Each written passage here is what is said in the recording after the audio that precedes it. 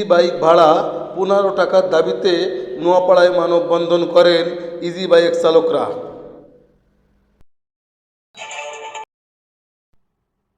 শুনছিলেন সংবাদ শিরোনাম, এবার বিস্তারিত রিপোর্ট করছেন আমিরুল ইসলাম।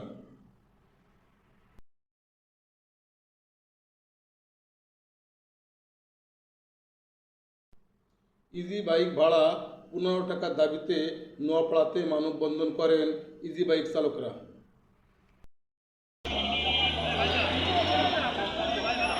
রাজঘাট সড়কে চলাচলকারী ইজি বাইক চালক ও মালিকরা বর্তমানে 10 টাকার পরিবর্তে 15 টাকা ভাড়ার দাবিতে মানববন্ধন করেন। 13 জুলাই 2026 দুপুরে নোয়াপাড়া বাজারের ইনস্টিটিউট গেট সংলগ্ন যশোর খুলনা মহাসড়কে নোয়াপাড়ায় ফুলতলা ইজি বাইক মালিক ও চালক সমিতির উদ্যোগে এ কর্মসূচি অনুষ্ঠিত হয়। এ মানববন্ধনে শতাধিক চালক ও মালিক অংশগ্রহণ করেন।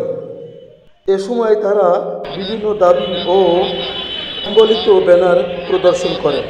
তারা আরও দাবি জানান, খেটে খাওয়া ইজি বাইক চালকরা যেন আর রাস্তাঘাটে অকারণেই কোনো যাত্রী হাতে মার না খেতে হয়, কারণ তারা অত্যন্ত পরিশ্রম করে রাস্তায় 2 টাকার জন্য আসে।